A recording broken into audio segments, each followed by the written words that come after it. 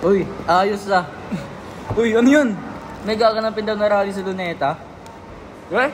Sa ano ba yun? Oo, basta yung sa corruption din. Yung magnanakaw daw. Homsim. Sabagay. Sino bang hindi sasali dyan? Kaya nga, di ba? Sali tayo. Eh di kaya yun? Baka may mangyari pa sa atin eh. O hindi, peaceful protest na ba daw yung mangyayari? Tsaka wala daw gulo na mangyayari. Sabagay. Maraming What's nga. the harm in the... Maraming nga pupunta eh, tamo. Tara, makisaya na tayo. Sana solid. Sige. Ready na tayo. Omsin.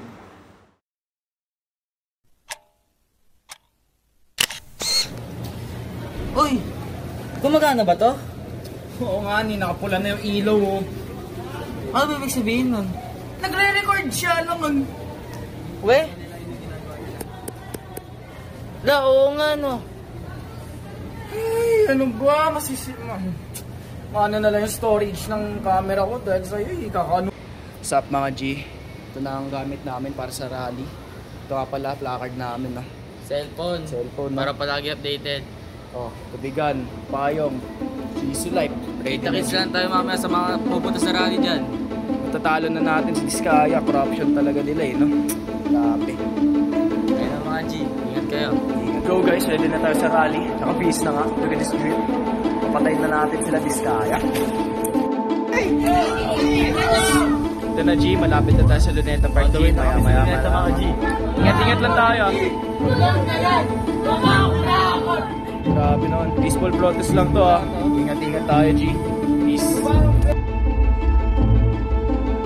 In the Philippines now, protesters took to the streets this month to call for justice and accountability in their government. Holding a protest action in EDSA Shrine as we speak, expressing dismay over widespread corruption. Ng mga rallyista na nandito ngayon ay tutungo na nga doon mismo sa Luneta Park.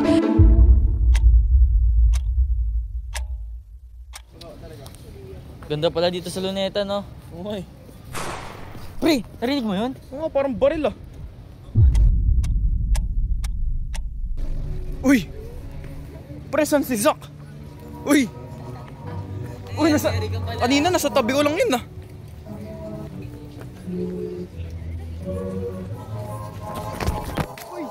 Uy! Di ako yun! Di ako kasali ah!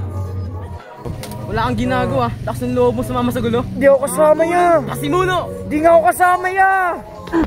Ano ba yan? Di nga ako kasali! Tumahimik ka na, resisting arrest ka na. Resisting arrest? Anong arrest? Aray! Ano ba? Tumigil ka na, resisting arrest ka na. Tama na, hindi na ako lalaban eh. Hindi ka lalaban? Ba't mo ipiglas? Kulit mo ah! Choices and live with it. 20 years later, them same strangers you make them meet again inside recording studios where they reaping their benefits. Then you start reminding them about that chicken incident. Whoever thought the greatest rapper would be from coincidence? Because if Anthony killed Ducky, Top Dog could be serving life while I grow up without a father and die in a gunfight. What?